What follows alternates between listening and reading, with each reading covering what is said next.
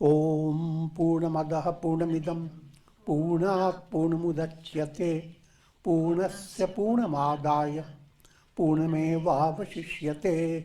Om Shanti Shanti Shanti. And now for a devotional song. It is dedicated to our beloved Guru, entitled Beloved Guru. It was written by our mother of the ashram, Sri Swami Lalitanandji, and will be sung this evening by Swami Umananda, accompanied by Rajneesh.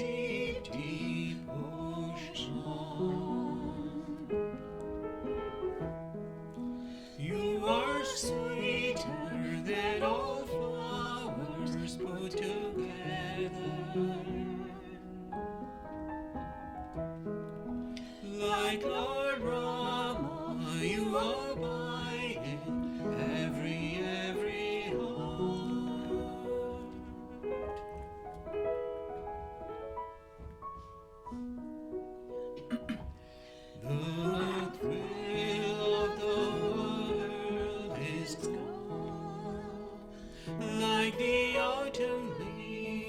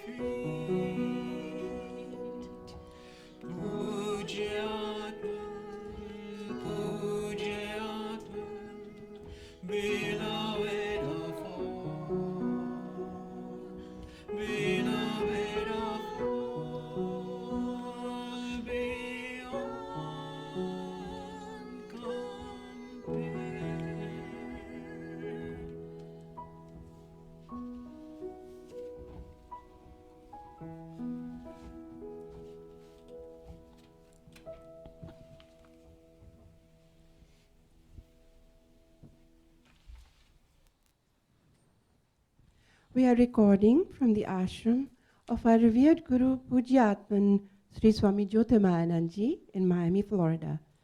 Today is January the 20th, 2019, and on this Sunday evening, Swamiji continues with the lecture series on the Srimad Bhagavad Gita. This is series 2018, lecture number 27. And now our beloved Guru, Sri Swami Jyotirmayananda. Om Vasudeva Sutam Devam Kansa Chanura Mardanam Devaki Paramanandam Krishnam Bande Jagadgurum. Om. Adorations to Lord Krishna, the preceptor of the universe, destroyer of the forces of darkness, bestower of immortality. Srimad Bhagavad Gita, chapter 3, entitled Karma Yoga, Yoga of Action. Presently, in the verse number 22,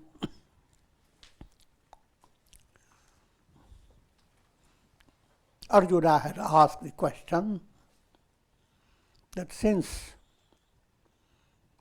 the goal of life is to attain absolute calmness, peace,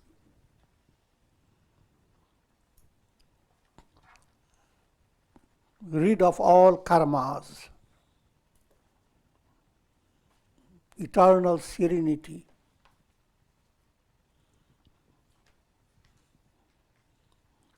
if that is the goal, then why are you engaging me in this terrible battle?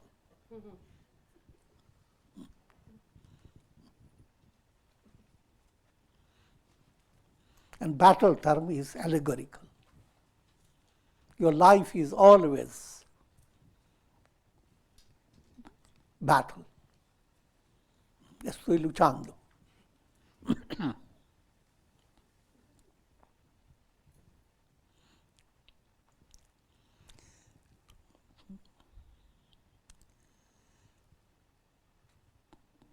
And Lord Krishna is giving insight. If you were to go after becoming inactive, literally, it will be a vain effort. At every stage, try to hold your body without action. Sit on your chair and hold your body without action. Your nose is doing the action. Your eyes are doing the action. All your digestive factors are busy. Millions of bacteria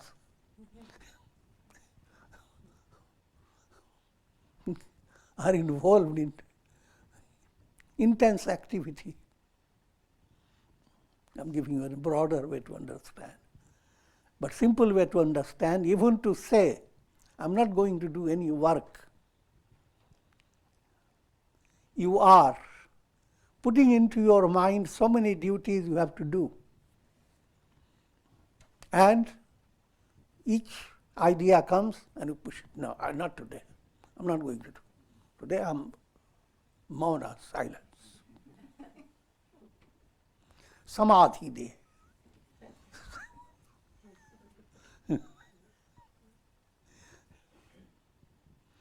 Put this little easier illustration.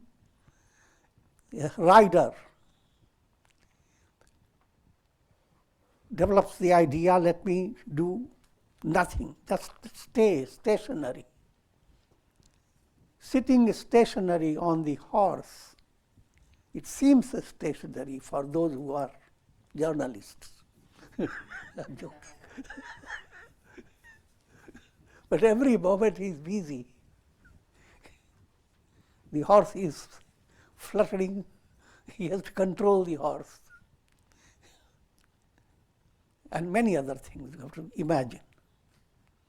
So it is not as easy as simply flowing along with good activity. Simple lesson from all this is to attain that goal of being completely free of karma, you need to perform stream of activity, what is called swadharma, the type of activity that is natural to your personality. Swadharma and paradharma I have explained many times.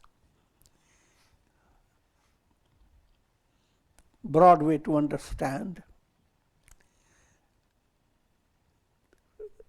A type of job that you take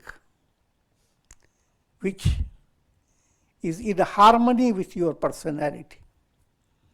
Say, for example, you are born in the family of musicians, you love music, and so you're working with it. But then a bright neighbor comes in and gives you the idea, mathematics is better than music. Why music? Unless you have some magical power, you will not get much money. I'm joking.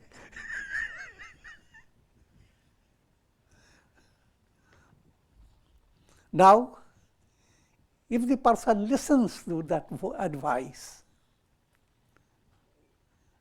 it will be hard work to go into something that you don't really feel deep in harmony with.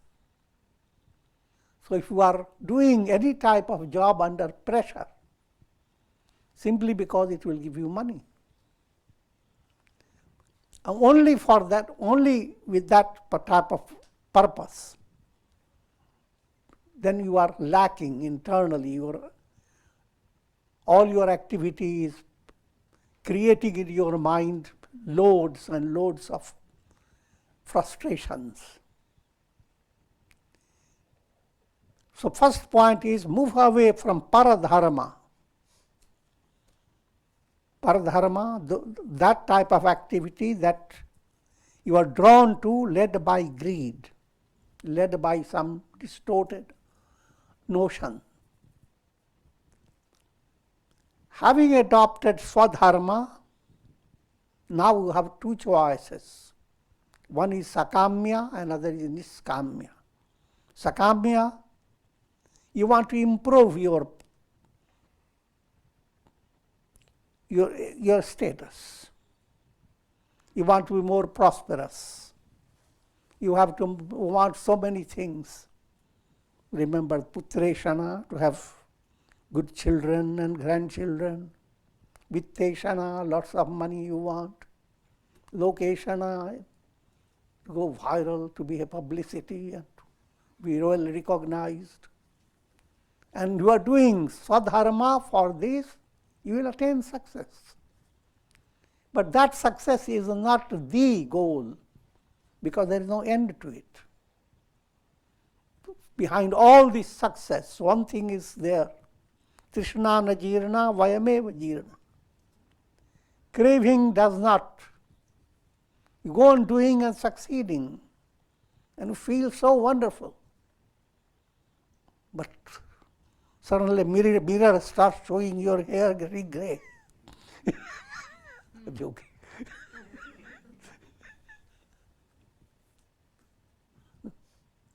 But no matter how your body is, your mind is running after, how can I gain more and more and more?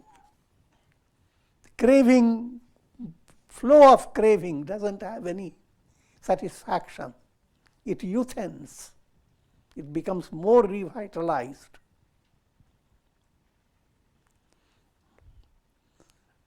So, without going into too much detail,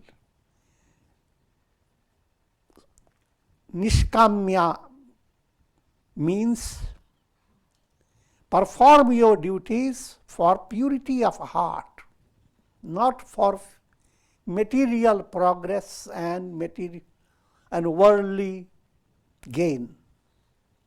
But in that type of gain that goes with you, if you gain divine qualities, calm mind, loving heart, generosity in your sentiments, humility, attunement with God.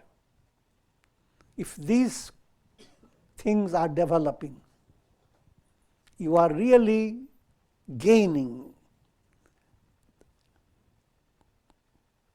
in a profound way. So actions are, and again, understand the ultimate goal. The goal is to attain liberation. Who am I? I am in you is the central core of all you are working with. How can that I am be well recognized? If that becomes your target, then it is called path of nivritti, path of renunciation. Otherwise, it is a path of pravritti, which means you want to exist in the world of birth and death.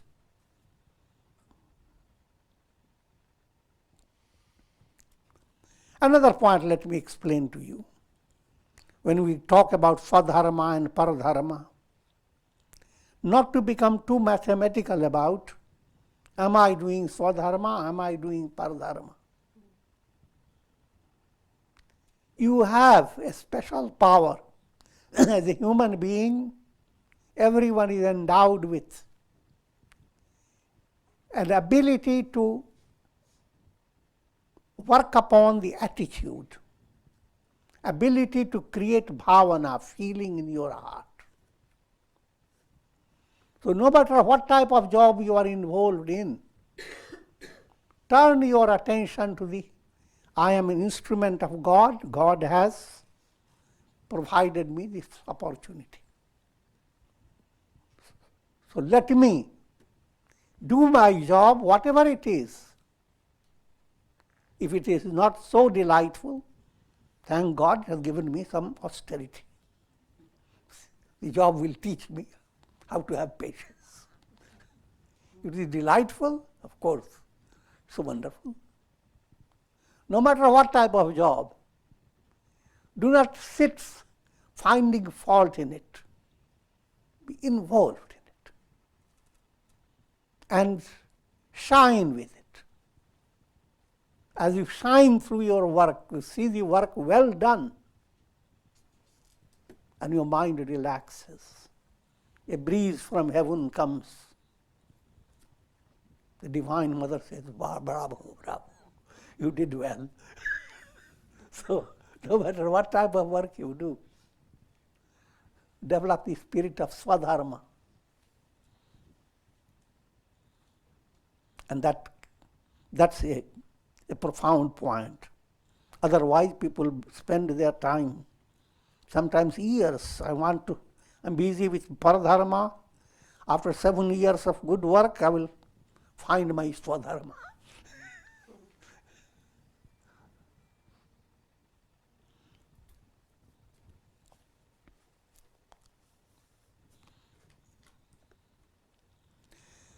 न मे पार्थास्ति कर्तव्यम त्रिषु लोकेषु किंचन नानवाप्तम वाप्तव्यम वर्त एव च कर्मणि.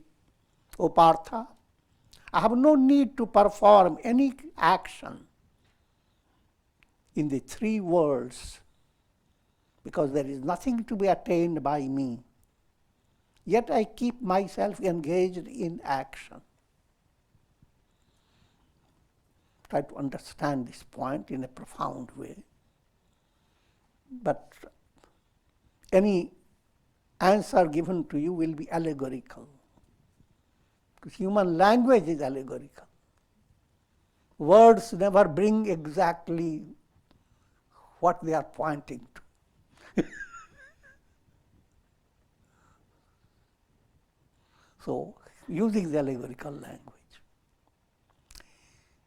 Sun does not depend upon the earth, but takes care of every little seed that goes into the earth, allows its energy to flow in a very calculated and precise manner. It takes big scholars to work very hard to know all that, how the solar energy works. And the sun is constantly busy handling all that. But it doesn't get even a pound of produce from your farm.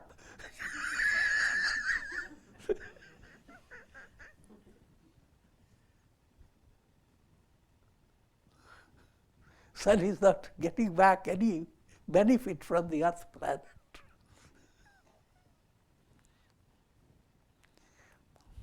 In the same way, God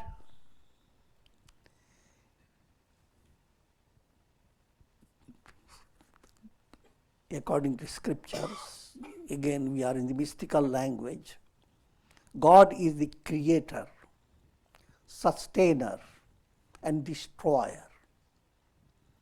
The divine hand is behind all things. All things of the world go into 3 stages. A seed is sown, that process and how the sprouts come, that's the process of creation. And then while the sprouts are coming and developing, it's the process of sustenance, something to support it. And when the tree has become very aged and old and branches are rotting away, the same divine function, how to strip the tree of those aging branches.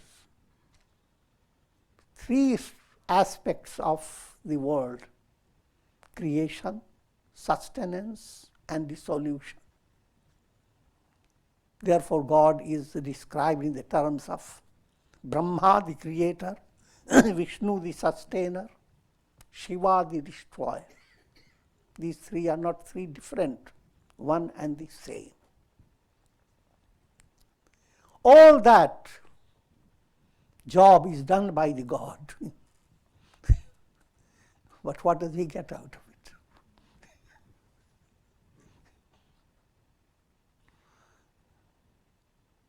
The divine hand never stops, even for a single moment. Behind all things that go on in the world, God is constantly, as if looking into every detail, No one will get into any experience of pleasure or pain just by accident. In big institutions, no matter how good staff may be, sometimes a flaw comes in. The wrong person is given a big reward and the right person thrown away. And people say, oh, mistake happened. When you deal with such big things, organizations of thousands and thousands of people, some mistake is going to happen. But that does not apply with God. He deals with countless world systems, but not a flaw in precision.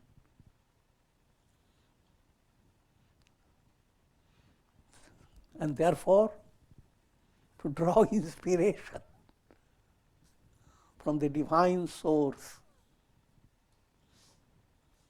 And while doing all this, the divine is absolutely untouched.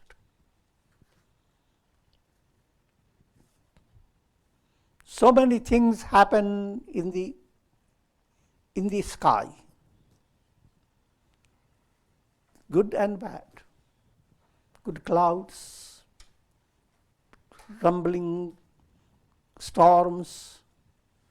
The sky remains unscratched. What more illustration? So many so many stories are projected on the screen that shake so many people's heads, spur up their heart, and inspiration, horripilation, all happen. But the screen remains untouched.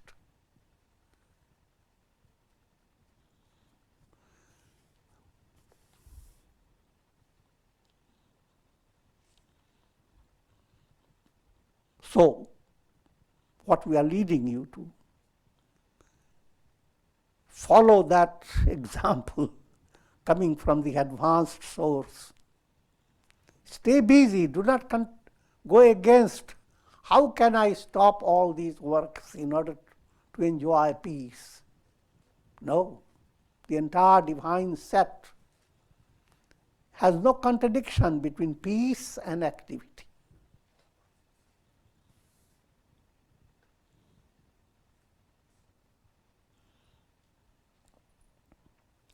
यदि हयम न कर्वर्तेयम जातु कर्मण्यतन्द्रितः मम वर्तमानुवर्तन्ते मनुष्याः पार्थ सर्वशः.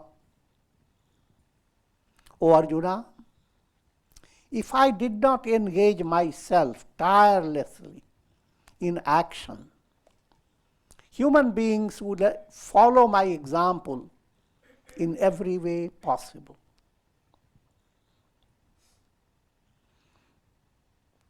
Let me turn your attention in two ways. Krishna as an incarnation. Study the story of Krishna. Every day he takes cows into the forest.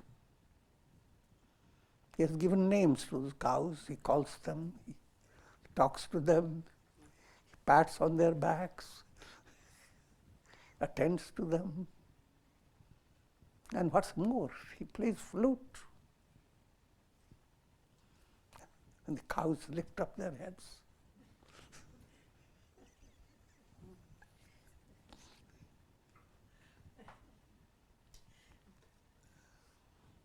And that's not all. In his guru's place, Krishna and others, they would go to cut wood for the kitchen. They didn't have that advanced technology. I'm joking.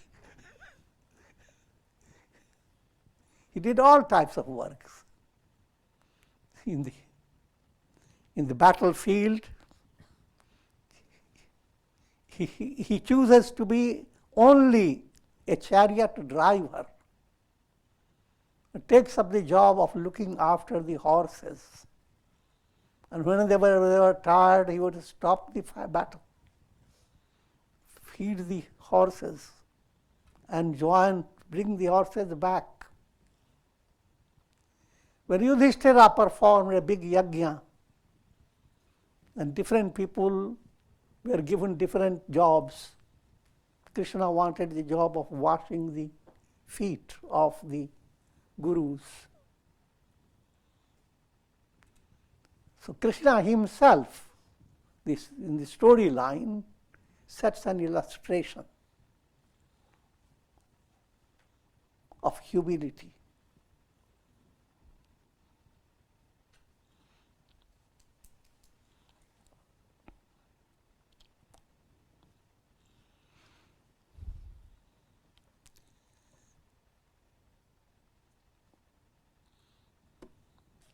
Yadi yaham na varteyam yatu karmanyatandrita. That we have done. Utside yurime loka na kuryam karma chedaham sankarasya chakarta samupahanya nyamimaha praja. Should I not perform work, these three worlds would be destroyed. I would cause confusion of castes and thus destroy all beings.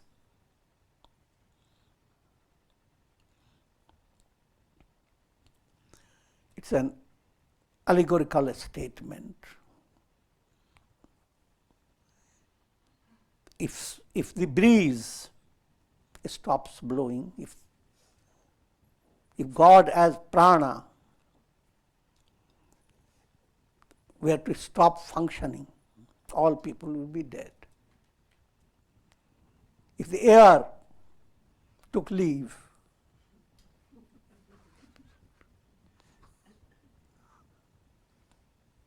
and so forth, all the elements are performing their functions.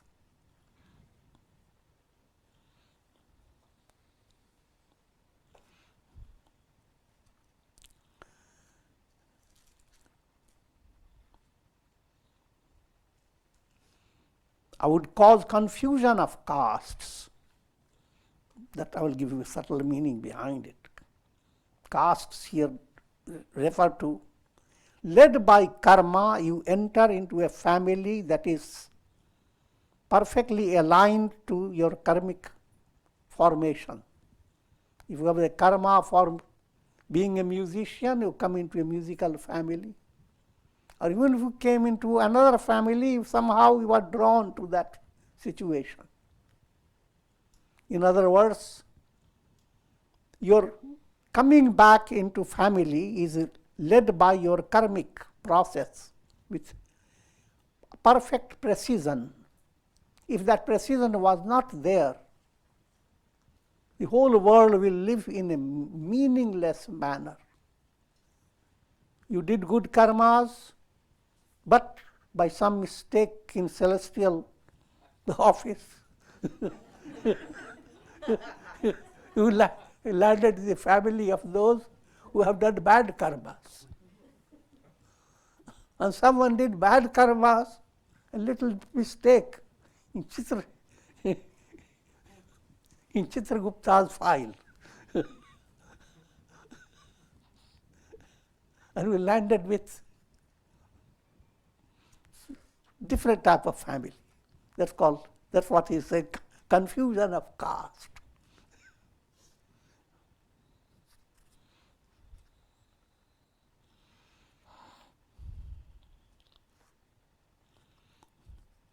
In other words, if there is confusion in the operation of laws of karma, then the whole world that you experience is a meaningless turmoil, and there is no resolution for it. But there is a resolution. Sages and saints and all the examples from great personalities have proved it.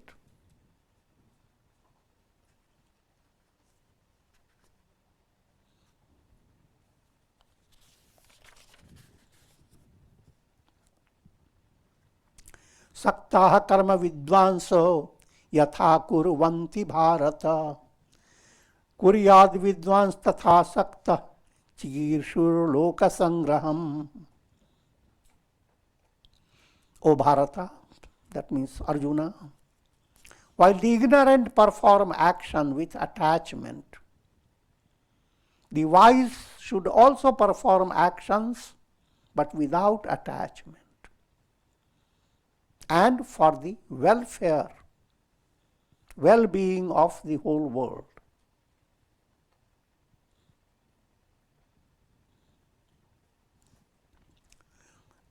Here certain profound points are given to you. When we say that God is constantly performing actions,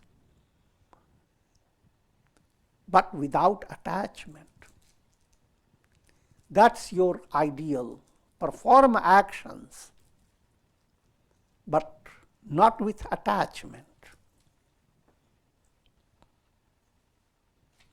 And if you come to that stage,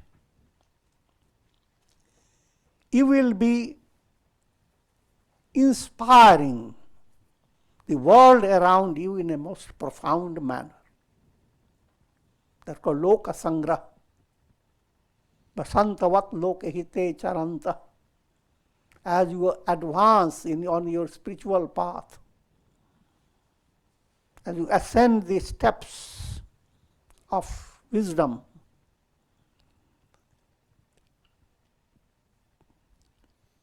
you are also inspiring people to rise. Think of a very simple way to understand. If a wave decides to rise high, many waves have to go with it. It can't rise high just alone. If you want to be healthy and you go on discovering new medicines and new herbs, you are bound to share what you are gaining with others. You are going to make many people healthy also. So, not only just in the realm of spirituality, but in every stage, whatever you experience, you share. And if you develop demoniac qualities, that also you share.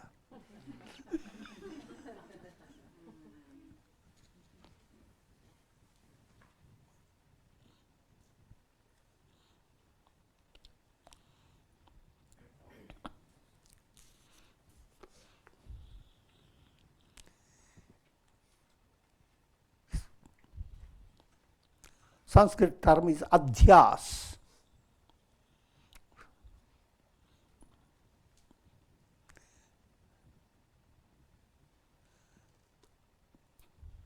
Let me explain.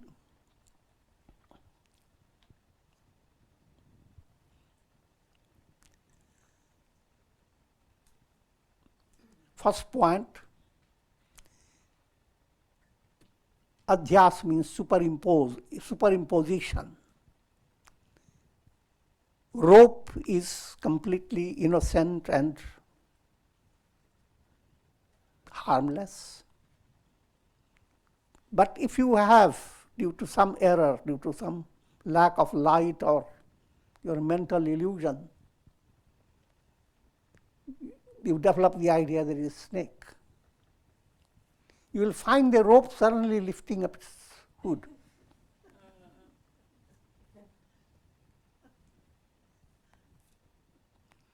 And you may get into a stage of being hit by or being bitten by the snake. You can go into lots of mental illusions. All those illusions are led by adhyas. They have no reality behind it.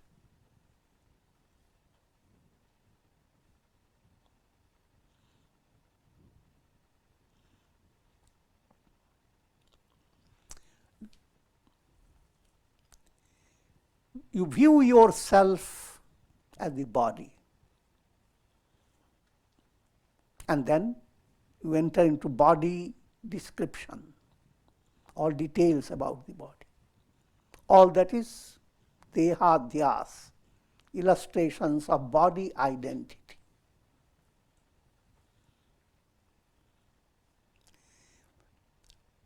You become identified with your senses.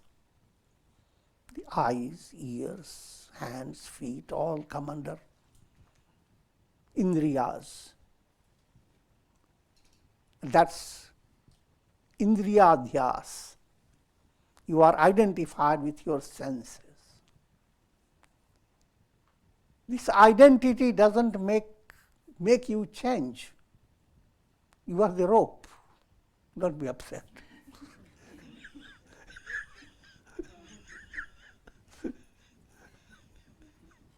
The rope remains unaffected. But we went through the body and so many ideas in the mind, and I don't want to go into it. Dehadhyas.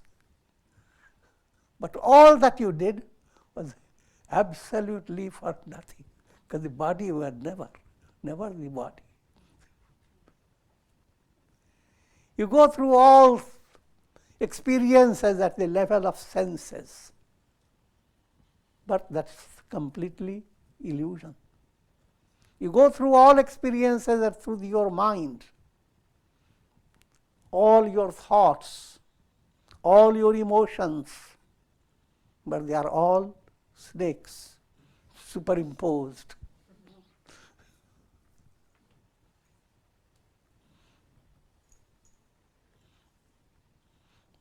In Hindi way of saying, that which is nahi, you see in it, hai.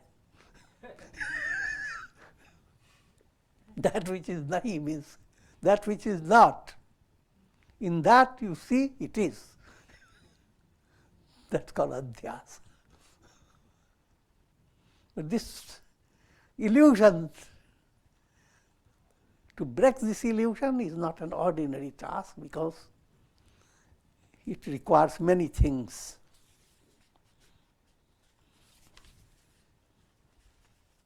But when you go through all your sadhana and break all the illusion, you have not created anything. You do it all in order to discover, realize the truth that was already there. You are not changing the truth. But led by karma, you are making changes. All karmic fruits are called kritrim. There are three illusions involved with all your fruits of karma. Three illusions: subject, who has done it; object, and experiencing, subject, object, and interaction. Seer, seen, and sight. That was kritrim. All attainments are in the world of triad. All attainments are just like attainments in your dream, where you do not know about yourself. The dream subject doesn't know. The dream world is unreal. All experiences are unreal. That is called kritrim. It's artificial, simple way of saying. It's not natural. Using word in a different context. What is natural? Aham Brahmasmi. God, Brahman, the Absolute, that's the reality. Any movement towards Brahman, that's natural. Being confused, that's unnatural. Serene, that's natural.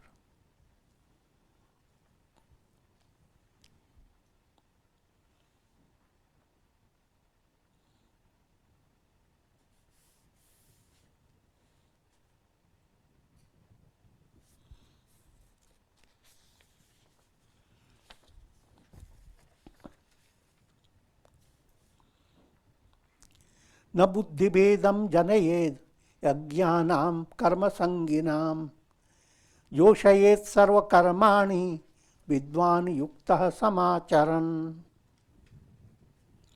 One should not unsettle the intellect of those who are attached to action.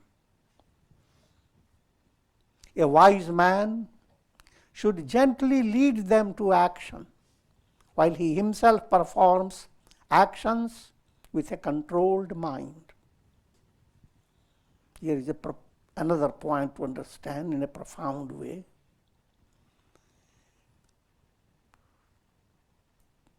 One who attains enlightenment, and to him the entire world is just zero, nothing. But when it comes in the context of, is he inspiring others? He is inspiring others to attain that according to their different stages of evolution.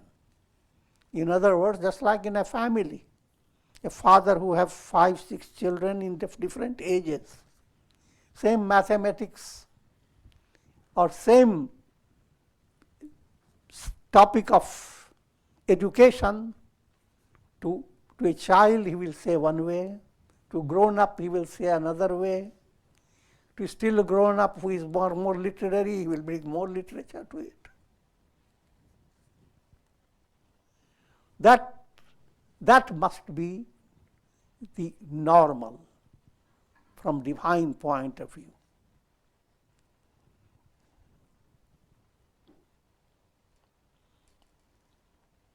Spiritual knowledge is totally different from gaining academic knowledge.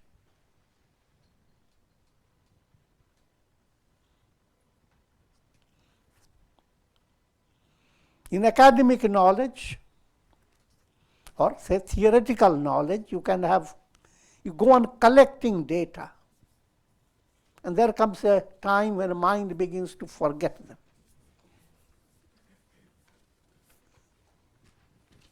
Profounder knowledge is not dependent upon your mind. It's a revelation of who am I. That revelation is never lost.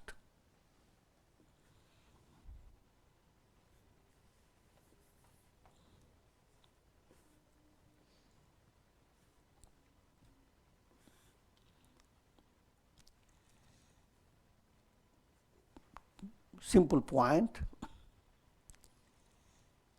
Therefore, if in your mind you have come to a high level of understanding, but you are unable to become an exemplary for others, matching up with their level, then your attainment is not real attainment. You think you have attained.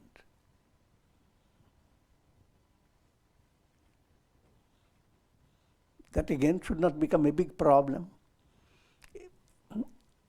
A flower is asking the question, am I blossoming? If you are blossoming and not a single bee is attracted to you,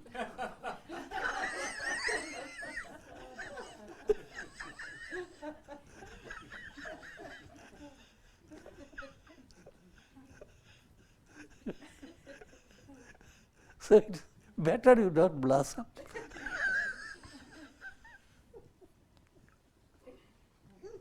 On the other hand, you are blossoming, you don't even have to know how your fragrance reaches so many and what amazing work it does.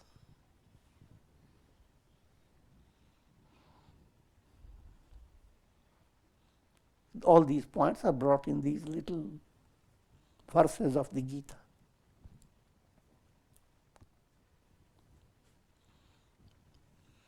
One should not cause confusion in the mind of those who are bound by karma. Led by karma, different people require facing the same problem in different ways. And that you have to figure that out. It's a vast topic. All cannot be given this. You would think of just medical science. Though the symptoms are the same, all cannot be given the same medicine. Why? Ask the doctors.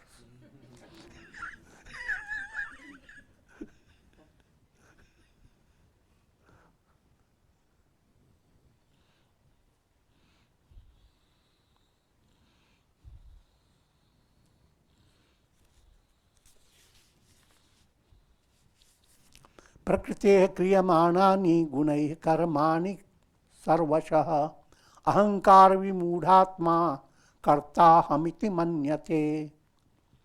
All actions are performed by the gunas of Prakriti. But if one's intellect is dull due to egoism, he feels that I am the doer.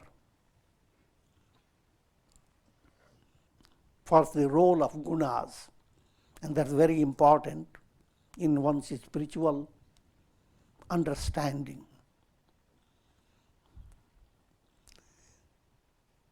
Gunas are modes of nature. Nature is called Prakriti. And gunas are modes. Modes are sattva, rajas, tamas.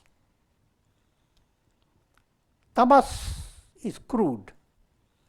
Easy way to understand. Think of a old style lamp, where the source of the lamp is oil at the base. That oil is tamas. So therefore don't look at tamas in a negative way. It is a source. It is a negative if you will stay with it and put your hand into it.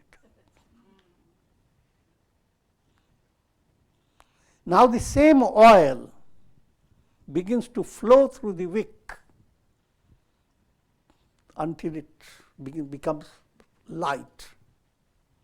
Flowing movement goes through many channels, and that's called rajas.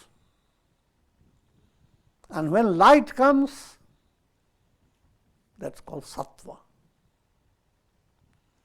So energy, Prakriti is flowing in three ways. But when I described it, it is all in good precision. Led by karma, everyone is involved with these three gunas that are mixed up in a very strange way. Permutations and combinations of three gunas. This is brought out in the Ramayana. These three gunas were presented by Kumbhakarna. He is constantly sleeping, tamas. And Ravana, 10 heads. He doesn't have one head to think. But he thinks he is much better. He's 10 times better.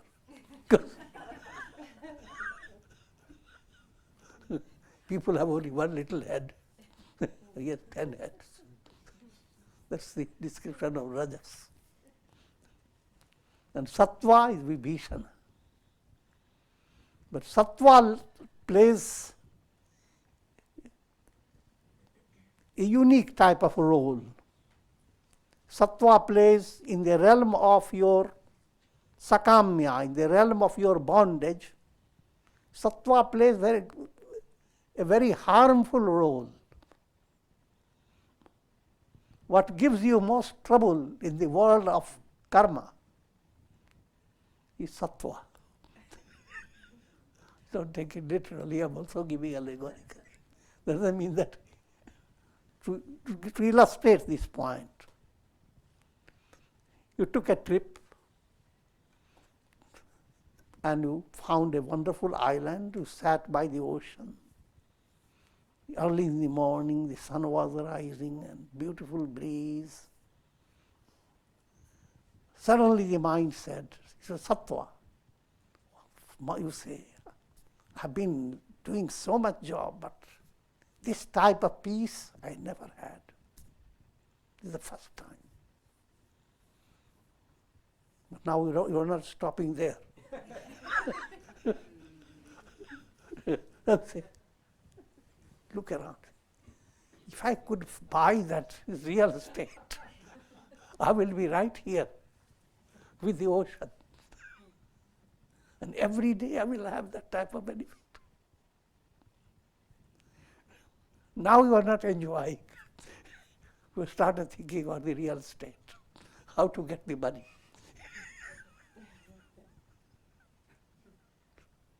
And suppose you built it, went through all that, hardly finished building it, you hear a weather forecast. A tsunami is coming.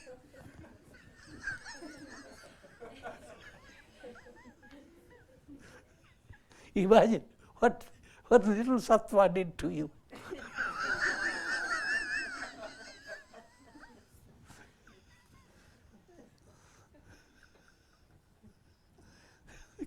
Cure is don't stay with little sattva.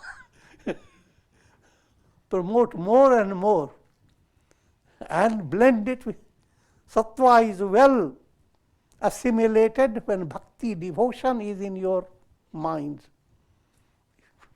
Sattva that allows your soul to be drawn to God, Godward movement. If that type of sattva is developed in every good action that you do, if you do it thanking God, with the feeling that I'm a channel of God, then Vibhishana is no longer friends with Ravana and Kumbhakarna. In the storyline, he is kicked out. Sattva must be kicked out by rajas tamas within. If that happens, sattva leads you to liberation. But until you have attained liberation, understand the role of the three gunas. Tamas, rajas can bring lots of things in your mind, but you are in a realm of artificiality. Think of going into an apartment of the modern type, where all the recorded music is going on, the best of it, and flowers are dancing in your house. Beautiful breeze is blowing, but all artificial. In other words, that's not you are being fooled. Instead, your sattva promotes vairagya, dispassion, or the style of life lived by Ravana and Kumbhakarna, the style of life lived by millions of people. Eat, drink, be merry. Allow yourself to move away. And then the sattva in you is enabling you to handle the world of rajas, tamas with a spiritual strength. The same sattva now begins to help the soul to attain victory over all that is negative. Following the Ramayana illustration, Vibhishana becomes a friend, and he goes on telling Rama all the secrets of the demons. And with this I'm going to conclude. Om Purnamadaha Purnamidam Purnat Purnamudachyate पूर्णस्य पूर्णमादाय पूर्णमेवावशिष्यते। ओम शांति शांति शांति।